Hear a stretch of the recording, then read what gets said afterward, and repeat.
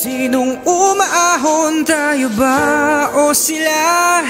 Mga ngiti nila habang nakalubog ka pa sa napuntang bulsa. Pinaghirapan kong mga barya, minumulto na ng mga pangako nyo. Hoy, makinig kayo. Naririnig nyo ba ang mga kumakalam na dyan? Habang sa inyong bahay lagi may piyesta sa hapagkainan. Kahit konting barya ay pwede nang mapagtyagaan. Makakain lamang ng tinapay may konting palaman. Nakikita nyo ba mga bahay na lubog sa baha? O nabulag na kayo sa isla na dito pala.